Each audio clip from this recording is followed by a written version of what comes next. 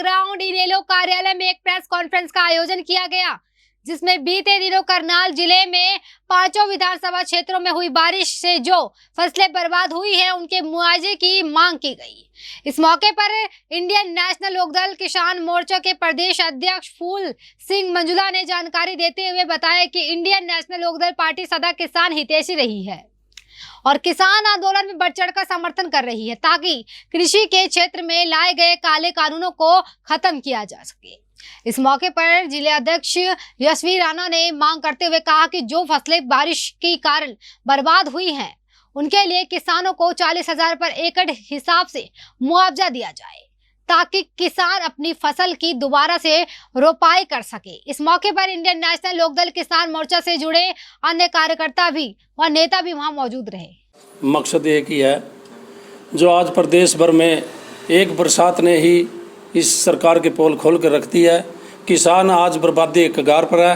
किसान की धान की फसल, मक्का, ज्वार, बाजरा, ईख, चाहे गन्ना, सभी बर्बादी के कगार पर हैं। आज बरसात ने किसान के लिए इतने महंगे दामों पर खेती करने के लिए की थी, चाहे खाद हो, डीजल हो, चाहे तेल हो, डीजल हो, और चाहे मजदूरी हो, और चाहे यूरिया की हो, चाहे दवाइयाँ हो, इतने महंगे दामों पर लेकर के आज धान की फसल पैदावार की थी, चाहे गन्ने की हो, चाहे मक्की की।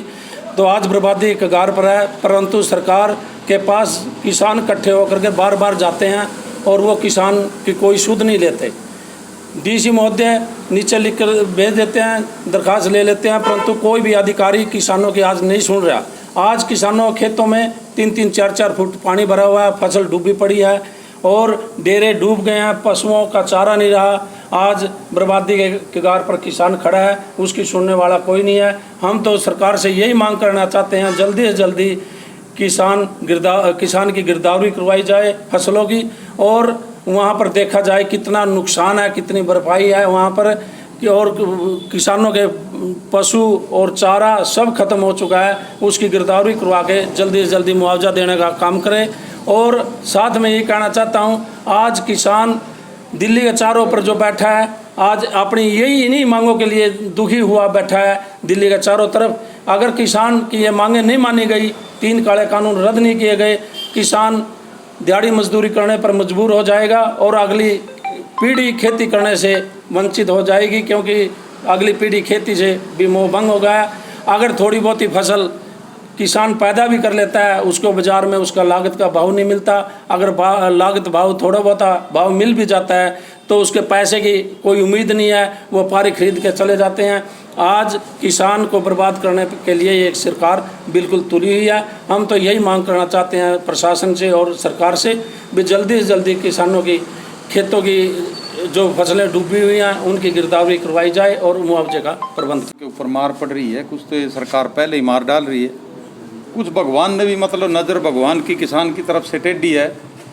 और जो बारिश का ये जो अंबार पड़ा है, 2 बार बारिश हो चुकी है और किसान त्राही त्राही कर रहा है। जगह जगह फसलों में आज भी पानी चढ़े पड़े हैं, कोई किसी की सुध नहीं ले रहा, कहीं कोई तहसीलदार नहीं, कोई कानों को नहीं, ना कोई एसडीएम, कहीं गिरदावरी का कोई आदमी नहीं पहुंचता। जहाँ जहाँ हमारी मांग है सरकार से, जहाँ जहाँ भी नुकसान है, सरकार अपनी तरफ से इसकी भरपाई के लिए, चौधरी देवीलाल ने जिस प्रकार से ओलावृष्टि के लिए किसी पानी की मार से, किसी भगवान की आपदा से कोई नुकसान होता था, उसकी भरपाई हमारी सरकार के अंदर चौधरी देवीलाल ने ये बात शुरू करी थी। और उस बात को ये बुलाते जा रहे हैं। पिछली मरतबा जब इनकी कोई नुकसान होता था इनके, उसमें इन्होंने ये तब्दील किया था, आग लगने से नहीं मिलेगा, फलां चीज़ से नहीं मिलेगा। सारा जो टैक्स जो लोग देते हैं, जिस प्रकार से तेल के ऊपर लगे हुए हैं, जब जब भी कोई तेल के भाव बढ़ते हैं, चाहे ऊपर बैरल के रेट कम हो तो उससे भी तेल का फिर टैक्स बढ़ा देते हैं। एक तेल के ऊपर इन्होंने कई लाख करोड़ की जो कमाई की है, वो सरकार कम से कम जिसको राहत देनी हो उसको राहत तो दे।